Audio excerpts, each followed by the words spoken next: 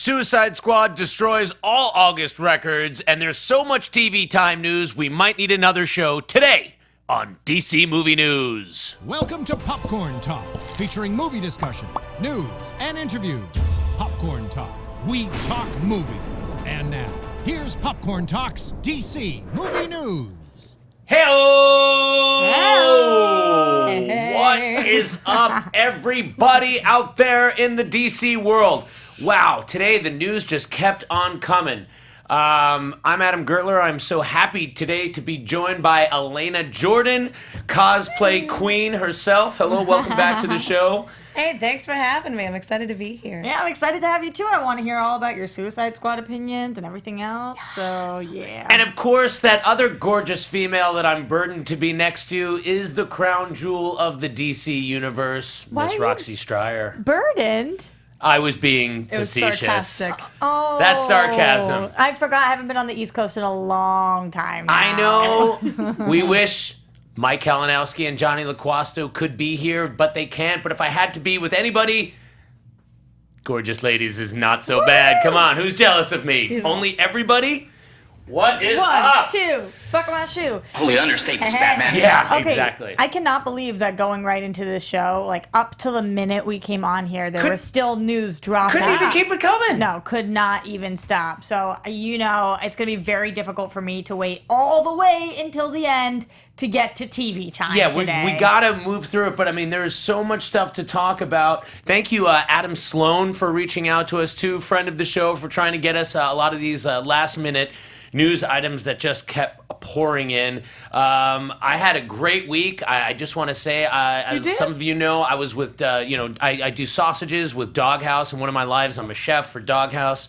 And I got to have worlds combined this week as we got to cater for and cover the Sausage Party premiere in Westwood, which meant that we fed 2,500 people, which is a lot. Wow. But then at some point, I got to be on the red carpet as sort of like Doghouse TV's reporter. I got to talk to Craig Robinson, Paul Rudd, Evan Goldberg, Seth Rogen, Nick Kroll, who I'm a huge fan of. Like, it was amazing. And the movie is really funny. I hear it's really, really funny. And, Yeah. and it actually reminds me of like when This Is the End came out. It was like a week before Man of Steel. And at the time, I think I enjoyed This Is the End more just because I wasn't expecting it. And now I've come around and, yeah, Man of Steel sticks with me a lot more than This Is the End. I'm not saying that, but... Well, congrats on your week. That's yeah, awesome. thank you so much. How was your week, ladies? What? Oh! Oh, my God. I forgot. What, is this the female orgasm I've heard so much about? What is going on? No, that's like a little, I mean, it was a little high pitched for that. It is a myth. Okay, go on. So, I was standing outside of Starbucks this week, and this guy came up to me, and he said, "Are you Roxy Striar?" And I said, "Yeah." And he said, "From DC Movie News?" What? And I said, "Yeah." And he said, "I watch your show every week. I love you guys. I love you guys." He said, "Do you mind if we talk about Suicide Squad for a minute?" I said, "Of course." So we sat, we talked about Suicide Squad for a minute, and then he went on his way. But he loved our show. His name was Dax. So I'm really excited that he was All right, there. Dax. I think that was what he said his name was. Thanks but for he was not being great. creepy. But isn't that cool? Yeah. Yeah. So anyway, awesome. that was awesome that I bumped into a fan of the show outside of Starbucks. So Thank excited. you, Starbucks. That was my week news. Well, Not that it anything was exciting weak. you want to bring up, Elena? I'm like, I have nothing to contribute. Well, I you're have... excited. Talk that about you're your here. dress. Cthulhu. Oh, Talk about thank you. this. Yeah, just got this in the mail. Oh, hey. Yesterday. I actually thought it was Swamp Thing, but it's yeah. Cthulhu. You would have been so much more excited if it was Cthulhu. Swamp A Thing. little bit. Oh, I did meet David Harewood. That was cool. He's Oh, really, wow. really sweet. We all had good weeks then. Yeah. Okay. Awesome. So, guys, we're going to Let's kick it go. off with some good news, some positive news. Suicide Squad, whatever you might think about it, there's one thing you can't say it's not, and that's a hit. The film has been breaking records all week. There was some people that noticed it had a sharp decline, I know, from Saturday to Sunday or Friday to Saturday, I forget which, but it had a record-breaking August Monday. It had a record-breaking August Tuesday. As of now, the film is over $326 million. that it has grossed, and on a film that maybe cost, 175, even if you double that for advertising it, any way you slice it, this film is making money, and that's great because it means that even if, you were disappointed with some things or you wanted more out of the film, it means that DC movies as a whole are not in trouble. Okay, but let me ask you guys, because here's the question. We got the same really bad Rotten Tomatoes score for this movie and BVS. Same. Now, BVS is known as a relative flop because we didn't make the $1 billion we thought we would. Suicide Squad, on the other hand, is now known as a hit. With both of those things being critically slammed, why do you feel like Suicide Squad is doing so well in the box office? A couple of reasons. Here, one, be careful with the word flop. I think the best thing that you could say about BVS is a disappointment. Yes, they wanted more, but it is not a flop. The film was definitely profitable, and it's still at the top of the home video charts right now. That's a good point. In fact, there's 2 Batman films. Killing Joke is also charting right now, so that's pretty cool. The movie, the estimates were that BVS, all said and done, was something like $450 million by the time you're advertising the film and made the film. Very protracted filming schedule. There were delays, which probably made it cost a lot more. So just in that sense, it seems like it's going to be more profitable from a percentage-wise. It also seems that, we're going to talk about this a little more. There have been a lot of reports as to what Warner Brothers came in and helped change the tone as a reaction to BVS. And if nothing else, it wasn't as dark and dour. So people, even if there is a lot to critique, and I had a lot to critique too, there's more of a sense of walking away with fun.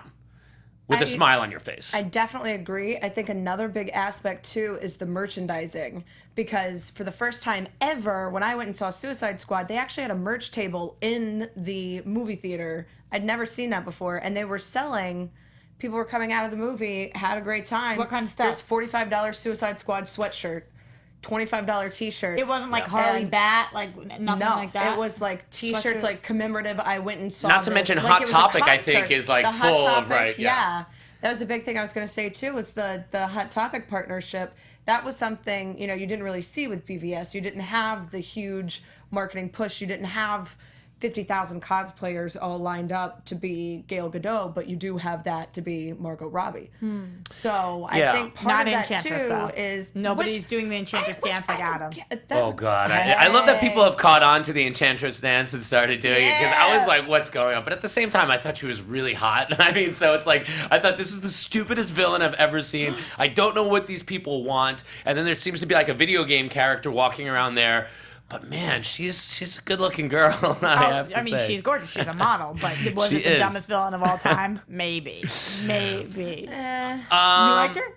I mean, I didn't love her, but I didn't think that she was as horrible as everybody is saying. I feel like there a little bit more explanation thrown in, and just I know they didn't want too much exposition, but I feel like in that case, it needed a little bit more to kind of frame what was going on with her instead of it just being random, and now she can make an army of bubbly people. Yeah, I mean, and I've heard some people say this too, that it's just you just kind of want to know what the mission is. You want the stakes and the threat to be so much that you want to create the sense that oh my God, our only chance is to put all the villains in play here. And some people have said that threat wasn't really created, and it was just all right, it just happened. And I was confused as to what they were doing. Did they go to save Amanda Waller, and then that switch? I really didn't know what mission they were on at first. It was a few. It was if you play a video game kind of drunk, and you're I don't really know what I'm doing, but I know that I'm going the right way. That that confuses me a lot. Playing video games drunk could be I get the spin sometimes. It's not good to do. I loved the movie though. I thought that it was great. I just feel like they should have the L word. You really love it. I really did. And are you a big DC fan? Are you a comic book fan? I know you're a big cosplay fan, but how much into the source material are you? I'm big into comics, especially Harley Quinn is my girl. I've done panels on the evolution of Harley. And so this was what I think that's why I like the movie so much, is because that was kind of my big thing, was I was just don't get her right. Yeah, because I love Black Canary so much, and I feel like Arrow kind of slit my throat on that one a little bit. I was just reading about the Harley evolution of starting from the soap opera and Paul Dini finding her, Arlene Sorkin on there. really? I didn't know about that whole story. No, I which don't is know that crazy. story Yeah, either. so he was watching, and Arlene Sorkin was a friend of his who voices Harley. And at the time, she was in some dream sequence in this like clown outfit, and he was like, "Yeah, that's it." I think it was Days of Our Lives or something. That Crazy. is amazing. Yeah, Well, you weird. know, that's one thing that I have to say. When you listen to all the feedback, people seem to be pro Harley. Joker, Definitely. very divided. I would say more people were pro Joker, but I was just talking to our friend Hal Lublin, who was supposed to be on the show today, which will make some of you happy and some of you angry because some of you hate him, and I love him. But he had an audition at 3:45. He did not like Suicide Squad, and he hated the Joker. I don't understand hating the Joker. I mean, we'll talk about this. Let's go into the Okay, news so about the first Joker. thing is like there was a lot of Joker left on the table, Yeah. and Jared Leto has been very outspoken about this, as has Margot Robbie. There was not a enough lot of Joker to footage. hate. I agree with you. Okay, this is what he said. He said, "I think that I brought so much to the table in every scene that it was probably more about filtering all the insanity because I wanted to give a lot of options, and I think there's probably enough footage in this film for a Joker movie. If I were to die tomorrow, maybe the studio would roll something out." Oh my God, Those is are that like a big little? That's a little. words. That's intense. Really strong words. but- Considering that Heath Ledger did die before Yeah. that film came out, like I think. I feel like that was pretty. It seems like pretty bitter. I mean, Yeah, I it would seems feel the bitter to same me. way if I saw my face on billboards and posters and the side of trucks. Then I go to watch the movie that I spent months filming. That I like mentally was Yeah. a little. But unstable listen- I hear going off you, of but it's not in his 10 minutes. movie. It's called Suicide context, I Squad. haven't. To be fair, I haven't heard how he said that, and these are kind of comments that can go either way based Yeah. on tone. You know what I mean? Like he could have been sort of sarcastic and been like, "Oh, you know, they could have done a whole Like, Joker are you- movie with it." Are you or, picturing if I were to die tomorrow, maybe the studio would roll something out? Like, is that how you thinking he's saying it? Yeah, maybe a little something like that. That was a little He more also Penguin than Joker, but I agreed. like that. Jared Leto also agreed with me, which is what I said, and I didn't expect to think this going into the film, but I wanted it to be rated R. Yeah. And he agreed because, and the biggest problem I had was I didn't like the duty monsters that the Enchantress made. Duty Monsters by doing her And- potty dance. Yeah, and I thought, like, I don't know, I just thought some more threat. I thought, like, being able to go there a little bit more would have been appropriate for this film. I'm sure that, even though that's my opinion, that is the wrong opinion because, again, the movie is making this much money, although didn't hurt Deadpool. So I'm just Yeah. saying. Well, the thing. Go on. I think part of it too, because a lot of people go back to Deadpool for that. And Deadpool, it's like the whole thing with Suicide Squad, there's so many characters that you have to have just kind of one clear storyline. And I feel like to make it rated R, they would have had to throw in a little bit more that would have potentially muddied it. And because they were trying to make it for a broader audience anyway. It was more about the violence for me that I wanted to be a little more rated R. Because though. bloodless violence is just annoying after a while. It was like, why aren't you bleeding though? Like, It's always like that. blood though? And listen, I know that what I'm saying is completely absurd because they do not want to, Warner Brothers, I'm saying, they don't want to start putting out these movies and then be like, oh no, you 15-year-olds, you can't see this one, but you could see Justice League. Like, they don't want to do that. Yeah. They They're want to tying build them the in. same audience from movie to movie. Which is smart from yeah. from That that perspective. standpoint. Now, From- and the reason why I don't think Leto is that bitter is because he's still been open about things that he wants his character to be doing. He wants to be in the Batman solo film. In fact, he wants his character to go up against the Big Blue. Right. Jared Leto thinks that the Joker would be a great foil to Henry Cavill's Superman. Well, you don't think that is maybe him pitching storylines, aka put me in, coach, I'm ready to play?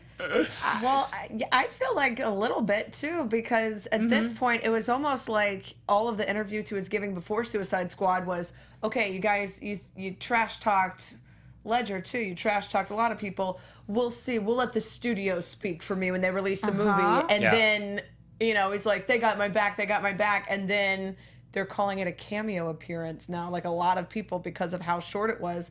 I would do the exact same thing. Go, okay, there's a lot of hype around this character. You didn't really use it. Can we please inject a little Joker into some sort of storyline? And I gotta say, personally, I don't wish there was more Joker because I think Joker was used great to support Harley Quinn's character in this film. I don't think we really got the Joker's point of view, so I'm surprised that people are so anti-Joker and anti his motivation because I don't really know them. I do appreciate that he's more of a mob boss, he's more of a criminal than Heath Ledger's total anarchist character. I think that was a completely different take and it was awesome. It's almost more like Jack Nicholson, who was a straight up gangster who just like, you know, fell into some acid and then like really enjoyed paintings and Prince music. Yeah, and I did like his reasoning behind going against Superman. He says the Joker and Superman would be interesting to see on screen because Superman's so stoic and morally centered. And I think that the Joker would really enjoy that.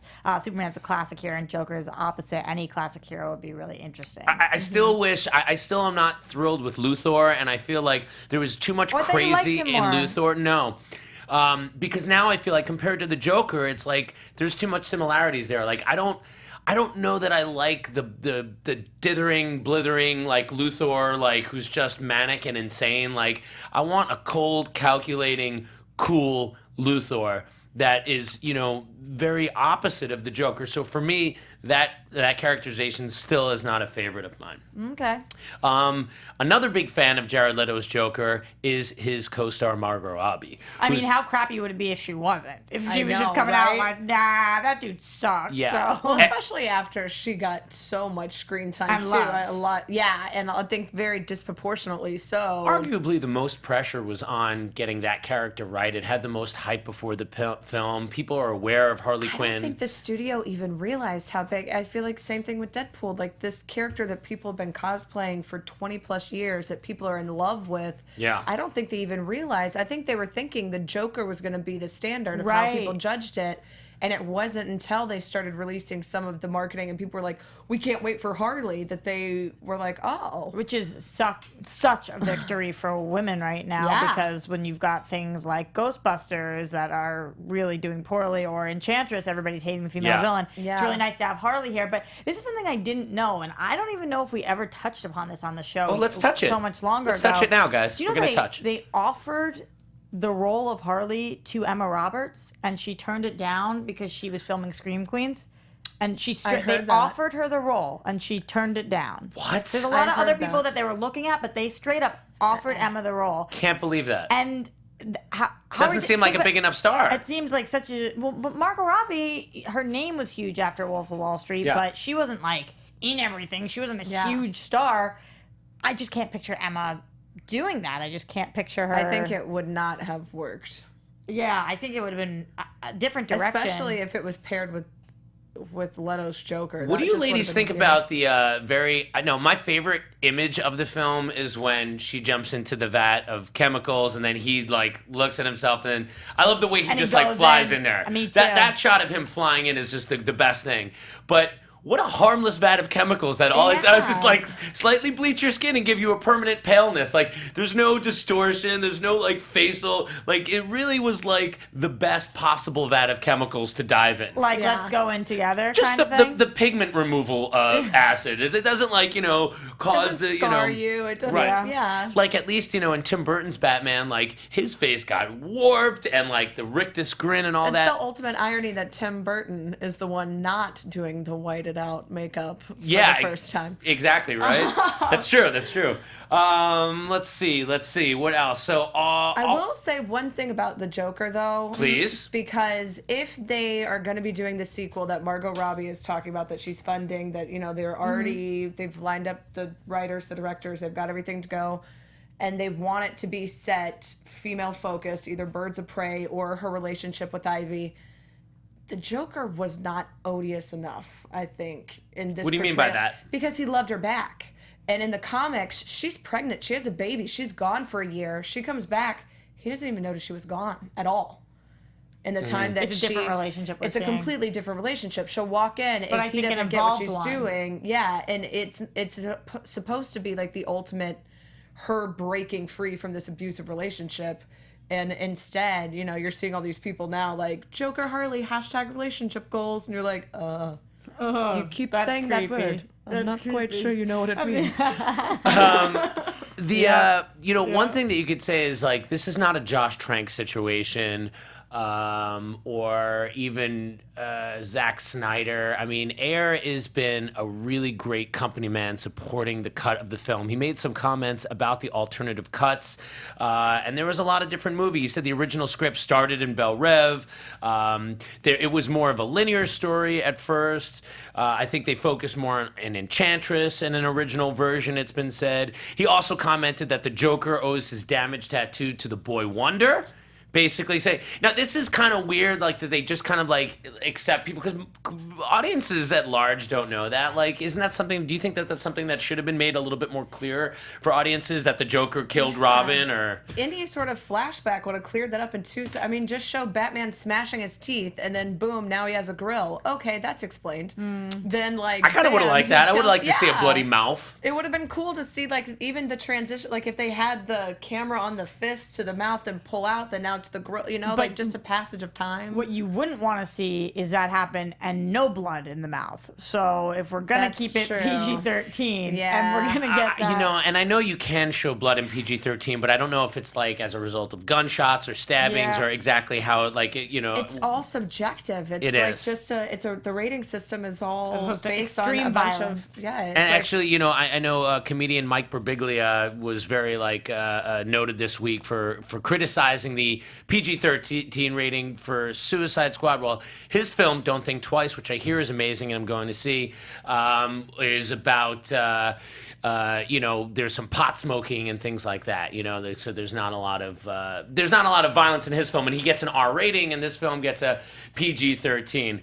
Ayer also went on to say that, like, the Joker's not a cameo. He's not the A story, though, so it's not something that people should be caught up on and, having expected more Joker or something like that. All right, what do we got next, Adam?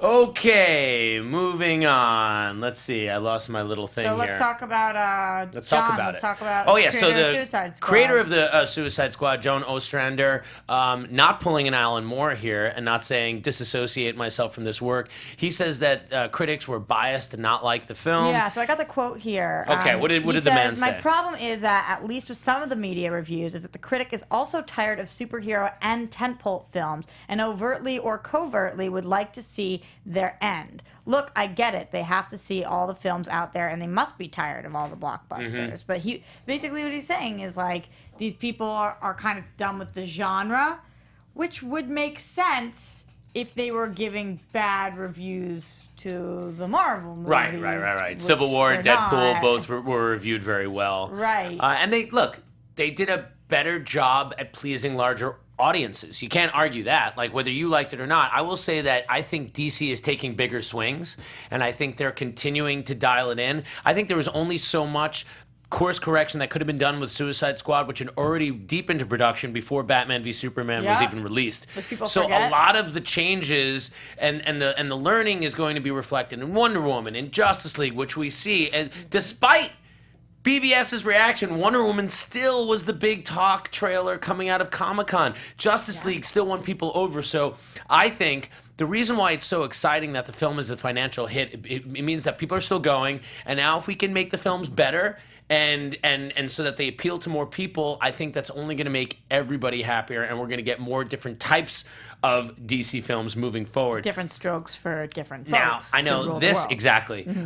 David Ayer possibly. Here's an interesting story. Yeah, you want to say now? What's the name of this band? Because I don't want to get it wrong. Die Antwoord. Die Antwoord style. So apparently, we think we have a video here that we're going to go to. That Zach will pull up. And I guess they're saying, did Ayer jack the style for Harley and Joker? And I know it's small on there, but Zach, is there any way you could read part of this Instagram comment that they wrote? The band was pissed and put up an Instagram post. They weren't honored.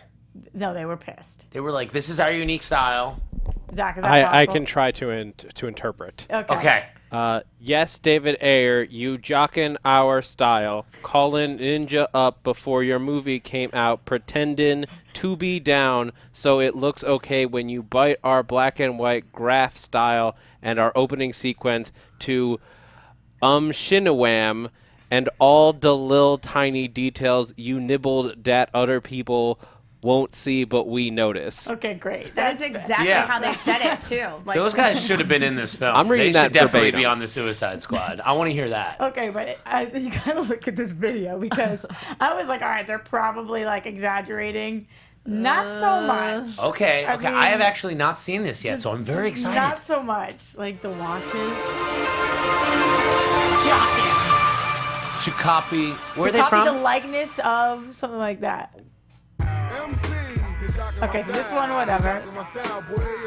Okay. So we got the open jacket look of the Joker. We got Harley's watches, which are a dead ringer for Right. that. Same thing here. Everything going on in the wrists is like literally the exact But look. this is the thing. I do feel like they probably used Diane Ward as inspiration, but they also used Debbie Harry. Like, if you've seen the photo of her Rolling Stones cover, it is Harley's exact outfit, just with different words on Oh, it. So cool. it's like, okay, man. It's an amalgamation of different things. Yes, she I has the completely agree. watches that Diane Antwoord has, but she literally is wearing the exact same Debbie Harry boy shorts with the belt, with the t-shirt. I think ultimately this is a good thing for Diane Ward because I've never said those words until today, and now they're aware, so they should be thanking Air. I think it's a agree. good day for the word Publicity. jockin' because until now I think it was underrepresented, and now Jockin'. everyone that knows is about going the perils firmly in my of jockin' a vocabulary. style. Also, how honored would you be, Adam, if all of a sudden you saw like your look that you rocked in this movie? You'd be like, they watched DC Movie News and Air liked my look and he put it in. I would love that. First, I would need to have a style to do that. Another thing Air explained, by the way, was the pink unicorn used by Captain Boomerang, which was a nice little thing thrown in there. Didn't go into a backstory about it, but he's got a pink unicorn he likes a lot. Turns out Captain Boomerang is a brony, and that's a grown man that's into My Little Pony. Just so you know. So that I like that. Just a little something to throw in there. I like it. Next, I want to bring up a really exciting piece of news to me. It looks like, according to the Wrap anyway, that Man of Steel 2 is happening. This is exciting to you as in you're being facetious or exciting as in actually exciting? It's exciting to me because, and I'll tell you why. Okay, give it to me. What I want, now I'm going to play fantasy a little bit. I'm going to play DC movie fantasy. What I want is in Justice League, I want Superman coming at the end. I want him in his black costume or something. I'm thinking maybe we get no Kal-El You in the think blue Superman's costume. gonna come back alive? You don't think he's just dead for the rest of the movies? I do not think so, no. Oh, I almost want... Well, one thing about comics is once these heroes die, They they stay stay dead. Yeah, of Are you course. girls, now you're a little younger than me, are you familiar with a little film called Star Trek 3, The Search for Spock, and then the follow-up Star Trek 4, The Voyage Home? Yes. Well, Star Trek, yeah, Star Trek, Trek. That yeah. seems like a whole different That's a- rap yeah. group. So I can never get that right. So Spock is not in the costume for like 3 and 4, and Yeah. it's so weird. But I remember that as a kid. I'm like, why isn't he not in his Federation costume? And I kind of would like that treatment. And I feel like Man of Steel 2 should go before the second Justice League film, and we get that real Superman character story, like really about the Man of Steel, about his return, about becoming more of the Superman that we know and love, to bring everybody in the camp of Henry as Superman. And I think he's just going to be used in a very conservative way in the Justice League film at the very end. That's what I think. And then I also hope that the two Justice League films are just separate movies, not connected. What do you girls think about this? How do you feel about? I don't even know your thoughts on Man of Steel, the first movie. So I didn't love it. I liked it, didn't love it. I feel like at this point, I'm hoping that they'll take the feedback that they've gotten from mostly fans instead of, I mean, I know it's going to be a general public consensus because, of course. But you got to think when he comes back to life, he's going to be having learned some different. different things. He's going to be more the yeah, Superman I we mean, know and love. I'm excited for that.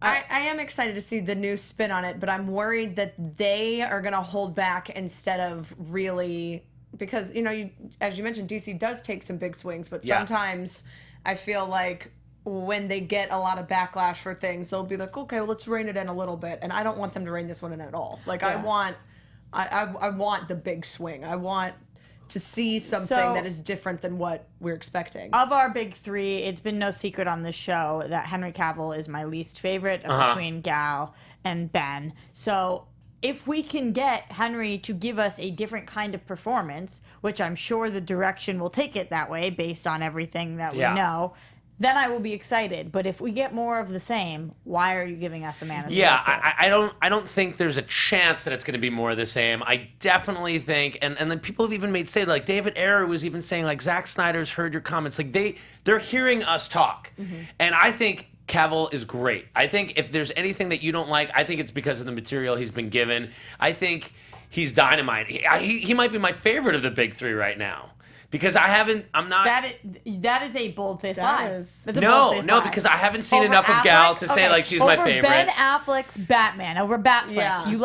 You like Henry Cavill. Listen, there was a lot I didn't love of Batfleck and Batman v Superman. Like, and a lot of it was you characterization take that shirt stuff. off But right I now. will You say- take that shirt off and put it on the table. I'll say if you're watching though, like if there's scenes, I was glued whenever Batman would be on screen. There were a couple times, like Oh, when listen. Superman, We I know was the like, warehouse this is some fight was the popcorn. dopest thing to happen in the entire film. But man, Henry Cavill, like Martha? that dude looks so much like Superman. I really want to see it be great. I'm I do trying to be think that optimistic it is. here. I do think it is material, not actor, and I so I think agree. if he's given really good material, he'll do We really well. and the big question now is who's going to direct that film? Will Zack Snyder be back, or are they going to get some other visionary director? It's such a distinctive style that define those films, so we'll have to see. Eminem. Let's Guess talk. who's back? What's that? It's gonna be Eminem. Eminem is going to make his directorial debut Yeah. with Man of Steel 2. Yeah, guess who's back? If okay, Not well, if Snyder. if that happens, you're going to Shady's be back. crazy. Wow. Eminem Let's has talk about gotten more love Aquaman. than So, according to the rap, also the Aquaman villain will be Black Mantz. What do you think about this? Okay. You know what? I don't think much about this. I'm not shocked. I'm not that surprised. Yeah.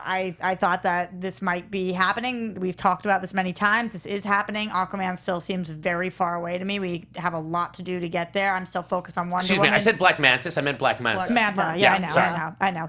I got confused with Black Mamba.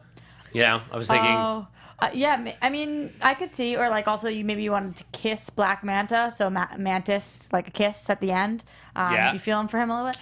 So, I like it. so I'm still focused on Flash, Justice League, Wonder Woman. Aquaman is just so far, but I'm very excited because based on what we've seen of Momoa, he is just the most badass, and we need an equally badass villain. This is a weird kind of villain that we've got It seems going like on. this is the only Aquaman villain that anybody could Could've. talk about. So it doesn't seem like this is something that you would save. It's not It seems like far-reached. obvious, right? Like, and then Yeah. there's been a lot of different origins to this character too, and including some interesting things where his father was actually killed by Aquaman for his trident. So there could be a really nice baked-in rivalry between these two characters. Revenge storyline. I know at least in one version, like he builds that suit so he could swim in the water. Like he's not a natural swimmer, so to say. He's not like natural nautical? He's not. Yeah, he's not a nautical natural natural? nautical. He's not like a Michael Phelps, by the way, like who's on medal 22 or 23 right now.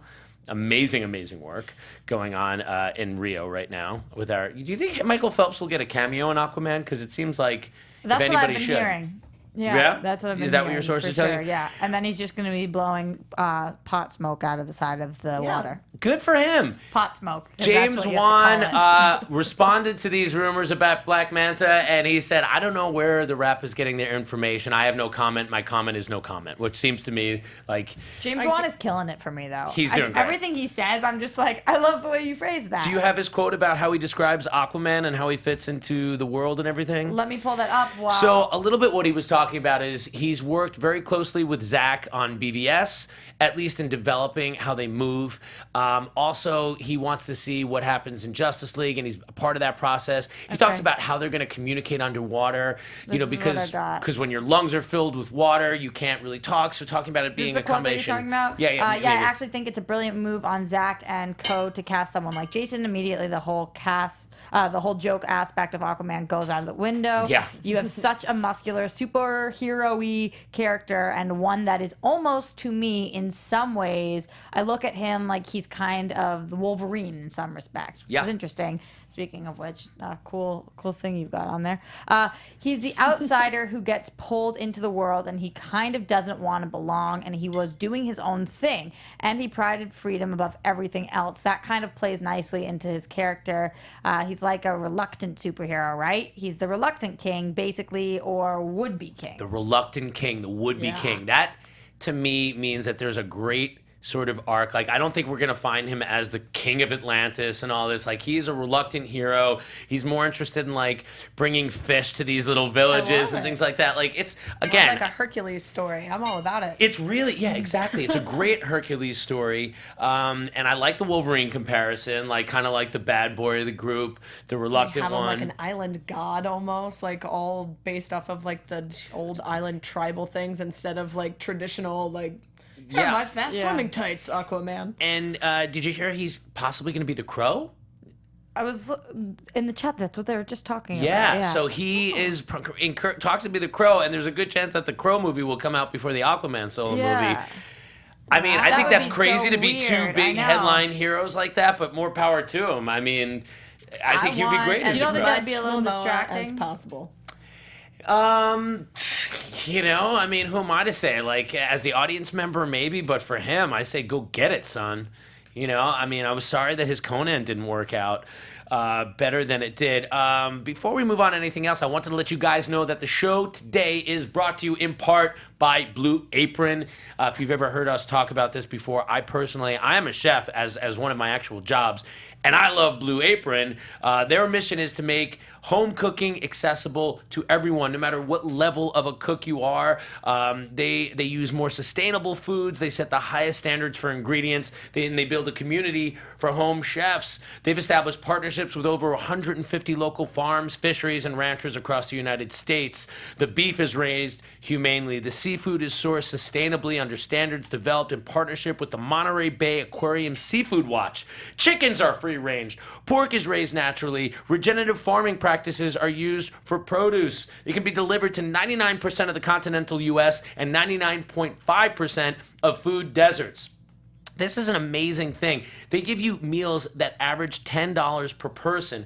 To have ingredients that have those kind of standards, it's so difficult to do. When you go into the grocery and you get like a jumbo pack of food, you don't want to know the antibiotics, the products, the way that food is raised to get you cheap food. This is a brilliant system because they're sending you ingredients that you need. Have you ever used Blue Apron? I actually ordered it this week for the first time. Did you use it yet, or have you got it? I did, and I used my my AfterBuzz Popcorn Talk discount there. Okay. And, Oh, wow. I got, and it was delicious, and I am very culinarily challenged. Okay, me too. good. You can mess it up, and I'll mess it up. I mean, I can burn cereal. Like, it's ridiculous. Made, like, the most delicious meal ever. That's was awesome. like, pop my collar. Excellent. Well, just to let you know some of the recent meals that are going on. Like when you order there are certain meals that are available that they send to you. You have things like spiced pork burgers with goat cheese and cucumber corn salad, summer vegetables and quinoa bowl with fairy tale eggplants, which are like cute little eggplants, shishito peppers, which are like a mild green pepper, and corn, chicken tinga tacos, which is sort of a tinga is like an Indian spice with summer squash and tomato salsa. Less than $10 per meal. So what you want to do, go to blueapron.com/box office. Is that our code? Well, that would be box office. I'm sure that's box office. That's Is fine. that for box office breakdown? Yeah, but they're a popcorn talk show, so that's fine. We can give them the. Zach, let us know if we have a different code that people should be using for Blue Apron. But basically, you go on and you get your first 3 meals free. So if you don't try this, then you hate freedom. Is that the way that works? Yeah, exactly. Then so you gotta try it. I think we've wrapped up most of our movie topics, and I guess that leaves us with just a few things to talk about. It's time for Roxy Striar. Yeah, there it is. I thought we could get away from that. She thinks that the Flash is fine. DC movie news, it's time to talk TV time. Yeah, and by the way, I'm looking at this. Yeah, blueapron.com/box office. Blueapron.com/box office. That's going to get you that code to get those free meals. right, we TV had time was exploding today. I don't know what was going on. The TCAs were going on, and that's why we had an explosion. Oh, what was going on? The TCAs. What are those? And the upfronts and everything CW related was happening, and then Gotham stuff came out, and we've got all of our shows to talk about right now. So I'm going to start breaking this down. Great. We're going to start with my favorite bit of information, and this is having to do with Flash and Supergirl, and that's that we're getting a musical crossover episode. Now, let me tell you why I love this so much. Because Please tell me. I am a massive Glee fan. Yeah. I came from the Glee camp, and I You're a hosted Gleek? that shows on AfterBuzz. I am a huge Gleek, and if you don't know, Melissa and Grant were both on Glee together. They were both on the show. So this is a big reunion. They weren't doing it at the same time, like they weren't in the same, but they both were on that show for a while, and two of the most amazing voices. We've heard them sing a little bit before. We've done some karaoke on Flash, but I am telling you that, is somebody excited in there about it too? Yeah, somebody's very excited on here. I'm telling you that this is going to be freaking amazing. Do you guys remember? It's like Buffy had their musical episode. Hush, the best episode of anything ever. If you're going to do a musical episode, it's because you know that you have to knock it out of the park or it's a waste of your time. So doing a Flash Supergirl crossover, we have one of these amazing voices, not to mention the actor who plays Cisco obviously is a huge Broadway star, came over from Once, and of course, Joe West, who comes from the Broadway world, and Rent also. So it depends on which characters we're using, but we've got so many players. I'm very excited. I love musicals. Adam doesn't seem to be as excited as I am, but that's okay. Wait, why did you say, man, Adam, why you had to lie? What did I lie about? You tell me. Somebody in the chat room called me a liar.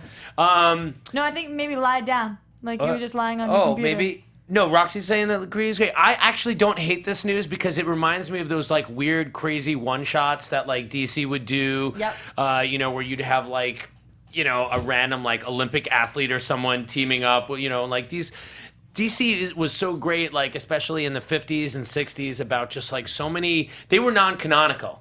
Pre-crisis days, that you would get all kinds of crazy stories like this. So I'm interested to see if this is something like Mr. and Ms. Piddleick or, something like that, like some kind of weird dimension-y kind of thing. Like, I think it could be pretty cool. It's happening around episode 13, 14, depending on which show it's on, but that's when you can definitely look forward to that. Moving on to some more Flash news, though, guys, because we're adding characters to all of our shows. God, we're so many picking up characters. villains. We've got a new dark speedster villain, Savitar, and apparently, I don't know him, but the story behind Savitar is that he was a Cold War test pilot and he was struck by lightning. So this is going to be the dark speedster for this season. Yes. We vanquished Zoom.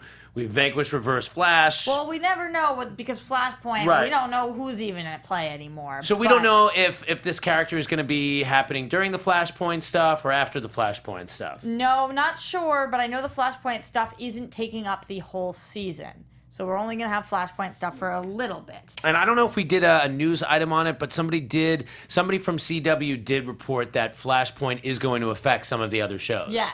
And now, do Definitely. you think that is how we're going to bring Supergirl into the Flash's world? Or do you think they're going to do that same kind of thing where they only temporarily share a space? Because, and I'll tell you why, because now that we know that Superman's going to be part of the show, now we have to ask the question, is Superman going to be in the same world as Arrow We and need all it of to be this? temporary. We need Flash and Arrow to be on the same timeline and the same Earth. We need Legends to be the same Earth, different timeline. And we need Supergirl to be different Earth, same timeline.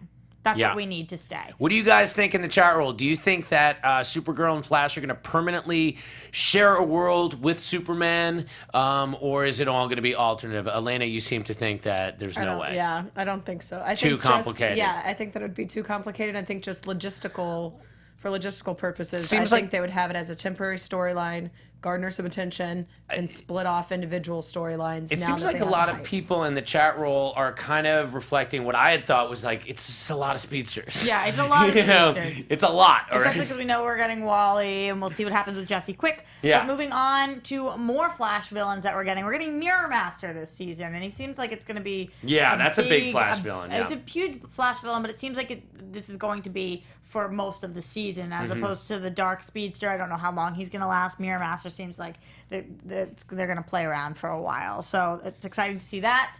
Everybody ready to move on to Supergirl? Yeah, let's move on to some Okay. Supergirl stuff. We're moving on to Supergirl, and as you guys know, Supergirl is leaving CBS and moving over to CW, which there has been a lot of controversy about. I know we've talked about it on the show a million times, why we thought they would do that if CBS was just dropping the show, if CW picked it up. But it has been said now by Glenn Geller, who is the CBS president of entertainment, that this wasn't like CBS was dropping it and CW picked it up. Right. It was like CBS, who co-owns, they have co-partnership Right. over at CW. This is a win-win for WB. It's a win-win for CBS. You know, everybody's winning in the situation. And if CW didn't want it, he said that didn't mean they wouldn't have put it right back on Monday nights, right back on CBS. It was Right. making 10 million people were watching it every week. So they basically thought that for CBS, it was the best of both worlds. They're like, we can keep it where it's kind of middling. It is where it here. Maybe it works better in the CW demographic where all the Berlanti shows are already at home. And they're like, we're not giving up ownership. We're not selling the show. We still profit off of it. So, you know, it sounds like exec talk, but I think it does make the most sense. I think it's too. a good idea because, I mean, that demographic is already built into the CW. So. Exactly. And you know, originally Supergirl was offered to the CW. CW passed on it, and then they out loud said, we really regret passing on this. Yeah. It's been doing well. We wish we had it. And now they do. So that's great. You know? It makes sense with their lineup. Yeah. So I think Yeah. it'll be good for the show. I agree.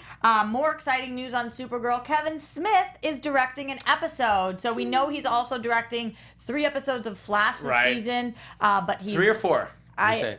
It may be 4. The reason I said 3 is because I know that we're going to Gorilla City for 3 episodes, and I know he's directing 1 earlier on, but I was hoping that he would do a Gorilla City one. I think it's by me trying to put that Do you on think him. he would put all the gorillas in hockey jerseys? Yes, I do. That could be cool. No, I don't. I mean, he's a super fan. I listen to a lot of his podcasts, and I know that this is great for him because his movies have not been received well recently. He's making these different kind of films, and he loves this stuff, and it seems like this could be a great, next act in his career. And I think, it's going to make him a better filmmaker. And, he's working with all these people where I know the guy says, well, I don't make movies for anybody else but myself, but I know that on the inside, you want your movies to be liked by people. Of course you do. And there were also talks, if you guys remember, about him maybe writing some episodes of either Arrow or Flash. So let's see how involved Kevin Smith does get in our CW TV universe. I feel like he doesn't want to touch Gotham right now, but we can keep him in the CW universe I think for a that'd little be bit. cool. If he went to Gotham?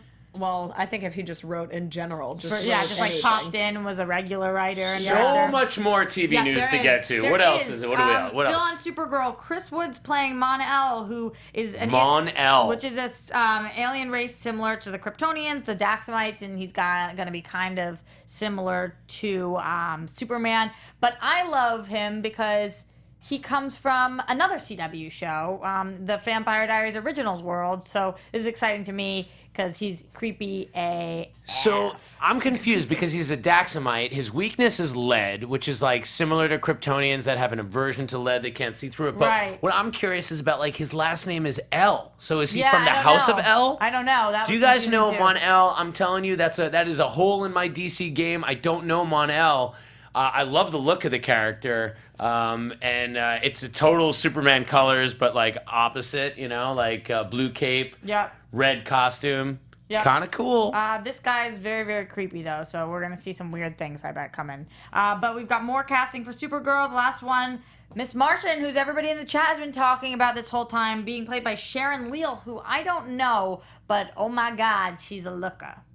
She a looker. is very hot. Yeah, she's hot. This is exciting to me. I think I know her mostly from Young Justice, right? Well, I meant I didn't know the actress, but Well, okay, yeah, well, the yeah, character. So another good question is how is she related to Martian Manhunter?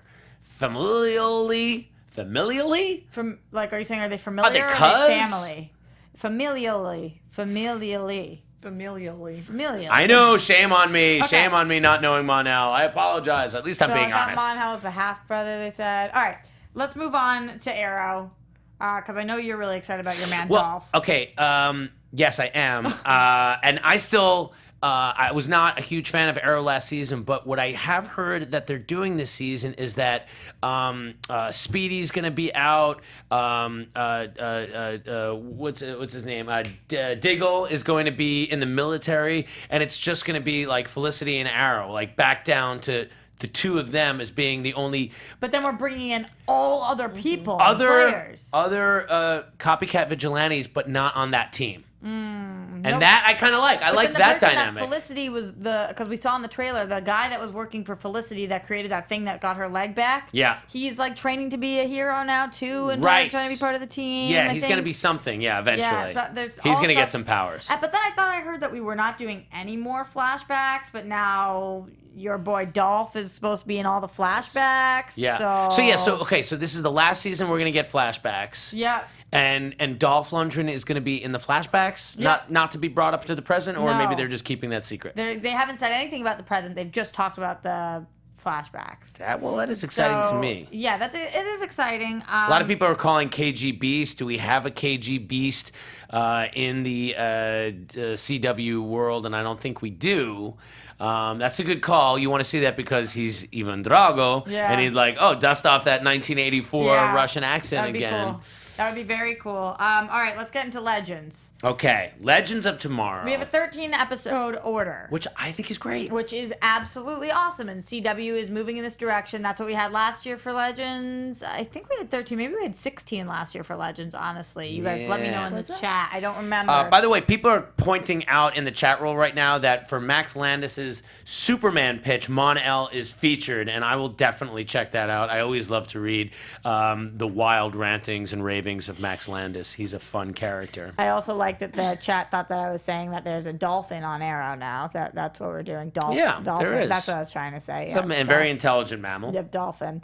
All right, instead of a shock or croc. All right, 13 episodes for Legends. We also have, we had some news about Vixen.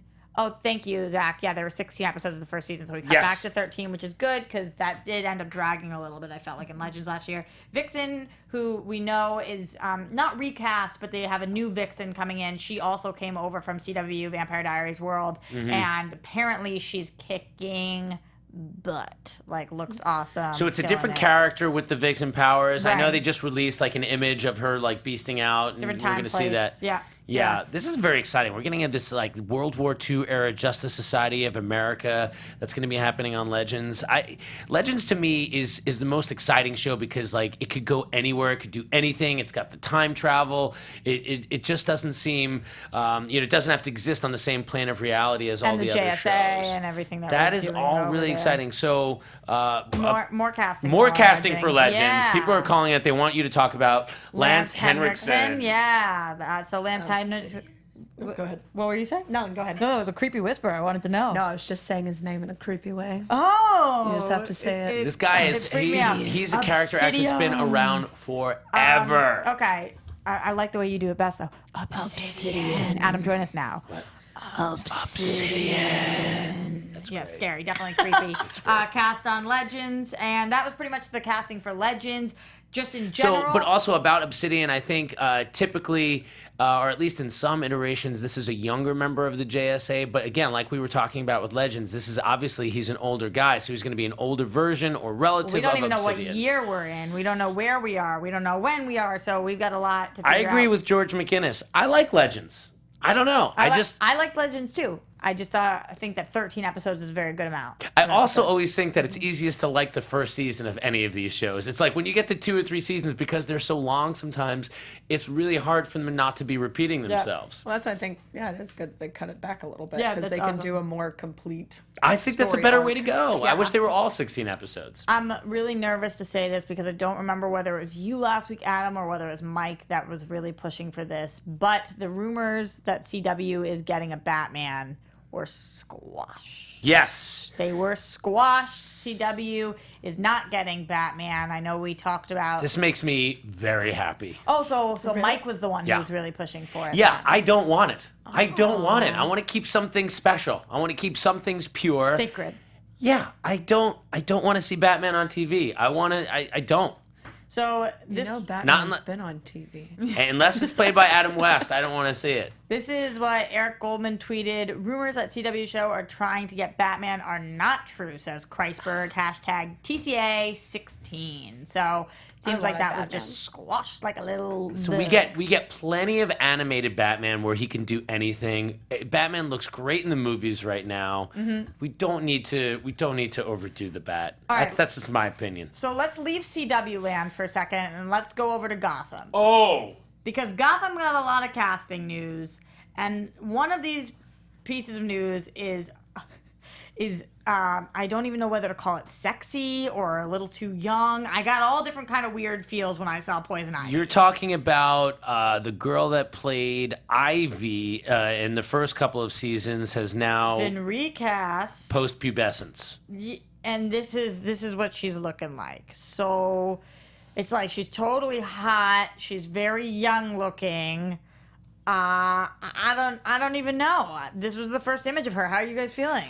Well, first of all, why doesn't she have the same name as Pamela Isley from the comics? Like, why are they going with a different name? Her name is like Ivy something. Because I think that the first one that they cast did. I don't think this is her. They have the same name. I think it's Ivy they went with. They called her Ivy.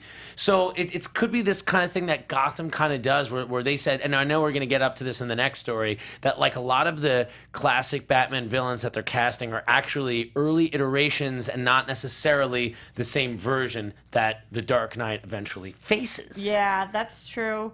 That's true. How do you feel like she looks? I mean, yeah, I think that's a little Poison Ivy jailbait a little bit. I think there's no way. This is my prediction for Gotham. There's no way that Bruce makes it out of this season as a virgin. There's just no way. Like they've been upping the temptation from season to season. So you're guessing some sensuality on the show? I'm saying there's going to be some sensuality on Gotham. All right, let's move on to the other people that might be coming to Gotham. So they've announced Killer Croc. Or an early version. Solomon Grundy, an early version. Some kind of zombie-like thing. I'm excited about. Born on a Monday? Harley. And possibly Harley Quinn. Right. Potentially. Or again, a version of. And they said she could already have been on there. Yeah, which I mean, Gotham, like you said, they do kind of readapt, and it makes sense because what works for the comic wouldn't necessarily work for the show, especially with a show that's more of an origin tale. Because Harley at this point would just be probably, getting her degree in psychology. Like she wouldn't be, anything villainous at all. So it's a proto version. Kazin of Killer Strife Croc. in the chat roll believes that Gotham as a show is likened to the excrement from a dog. Great. So a proto version of That's how he Killer feels. Croc and a forerunner of Harley Quinn. The way that I think of Gotham, Potentially. okay, and this is when I started really liking Gotham. Think of it as like a fan fiction version of your comics. Like instead of having it as like a comic basis, because everyone loses it over like, oh, they switched this character. Mm-hmm. Think of it like a readaptation of like a fanfic version, and then you'll love it. Yeah, I gotta catch up. I have like 10 episodes in the last season. Really? I'm gonna take this time and watch. It's just hard. So many shows. And then also we got first look at Mad Hatter from Gotham. Which I think looks cool. Like, this was a character I mostly know from Batman the Animated Series, like those Alice in Wonderland kind of episodes. Like, I love that character. He had like that mental control with the hats, the cards that he put on people. And I think they were going to do something like that. And the guy looks great. I mean, Benedict Samuel, who is in The Walking Dead. Yeah, he does. He looks creepy. And that hair, the stash. He's got that look though. So that'll be interesting to see. So much TV Looks news. very Doctor Who villain, I think. Yeah, that's true. totally could be a Doctor Who villain. And I did forget to mention, guys, when we were talking about CW, not on CW, but on CWC. Oh, big news, guys. You can get online, is that there is a show coming called Freedom Fighters: The Ray, which is featuring its first gay superhero lead. Right. Which is awesome. Actually, check out a lot of the stuff over on we CWC. have a gay character on Arrow. Yeah, we do. We have a gay character. Gay on superhero is about going to be a superhero. and also on Flash, but Yeah. this is the first superhero lead who is gay, so that's exciting. And we know that the seed is where they plant the seeds that will come to, they will flower on the CW. Well, that's potentially. what happened with Vixen. Yeah. In a different kind of way, but we got her for an episode, and CW does take care of their own, so this is really cool. It would be really interesting. This is a great sort of baby step, but it'd be interesting to see if you did a superhero show that had a gay male lead, how that would play with like male audiences, And it's very interesting. I think it could work. We'll see how it does on Seed. I think that's what probably they're doing. They're probably saying, all right, here's the show. What's the audience look like? How can we play with this character? How can we play with the show? So we'll see how it is. But knowing CW, I'm sure it'll be good. Yeah. Any more casting or anything? That is, as of when we started the show, what our TV time looked like. Wow. I know people, I got a few tweets about not talking about Preacher enough last week. Okay. I don't even know what to say because we don't, it was crazy. It was crazy. The Jesse stuff, the Tulip stuff, the way that we end up with the everything and the destroying of the church. Stuff. Sorry. I know this was really cool. When I was doing the red carpet, I got to mention to both to Evan Goldberg. Oh, you did? That I loved Preacher, and I was so happy they're doing it. And for all of you, the Boys fans out there, The Boys is happening. I think it's going to be happening on Starz or Cinemax. The Boys is like the other series that I was reading at the time of like, I think it was actually years after Preacher, but like, The Boys is great too. It's about a group of people that police really corrupt, horrible superheroes. Great series. It's got an end. There's like 8 collections of it now, so you could go check that out. And I thank them. I just love that they blew up that whole town, and now we're moving on, and now we can get the road trip show next season. Yeah, we can see what's going on with Grandma, and we can do a lot of different things. Oh, yeah. And I also want to say some people were asking about the Telltale games. I have not played it yet. I'm waiting for a night. I think tomorrow night I might have a date night with myself where I'm just going to play this Telltale game. Drunk video games? Drunk yes. gaming? Yeah. Yes. My concussion is fine. Thank you if you're referring to when I fell down last week. Also, the reports of my zombie-like drug addiction were greatly overrated. I was just really tired last week. I apologize for that. It was a little low energy. Is there anything else we have to talk about? Alana, why don't you tell us about what you're doing, where people can find you? Yeah, you guys can find me on Twitter at Alana Jordan, on Instagram at That Alana Jordan Girl, and if you're in Houston in September or Hawaii in October, come out to the Amazing Comic-Con and check me out there. Cool. You'd be really lucky. You guys can find me everywhere at Roxy Striar. I'm also over on TV Fights at Screen Junkies. That's Tuesdays at 4 p.m. and all over After Buzz TV. And also at this table, staring at Adam, waiting for him to put himself over, as Johnny would say. I just want to say, East Blue Drew. Did anybody see Matt Damon reading for Arrow? He's referring to the first episode that they did for Comic-Con for the Kevin Smith show, Geeking Out. Oh. Watch Matt Damon do the Cole Reed for Arrow. It is so good. You're like, oh, that's why you're an amazing actor. It is so. Oh my God, does he kill it? You want to see it immediately. It's like it's reading Oliver Queen from The Dark Knight without his arm, like, and he's like, if you get a shot at the big blue Boy Scout, like, it's great. And oh the my fact, God. if it's really a cold read, then he's too good. So yeah, thanks for calling that out. That was awesome. I thought that was amazing. Yeah, guys, you can find me tonight on Man vs. Child. I think we have a new episode on FYI, Young Prodigy Chefs cooking against grown-ups. I think we have the comic book adaptation R.I.P.D. on FX Movie Download this week. Give it a second watch or a first watch. It's actually not that bad if you have modest expectations. And when you're watching it with Sasha Pro Raver and myself, it becomes exponentially better. Go to Doghouse Eat Sausage. Follow me at Adam Gertler. Awesome. All right, guys, we'll see you next time. Bye. From producers Maria Menounos, Kevin Undergaro, Phil Svitek, Kristian Harloff, and the entire Popcorn Talk Network, we would like to thank you for tuning in. For questions or comments, be sure to visit popcorntalk.com. I'm Sir Richard Wentworth, and this has been a presentation of the Popcorn Talk Network. The views expressed herein are those of the hosts only and do not necessarily reflect the views of its owners or principals. I promise you, the dawn is coming.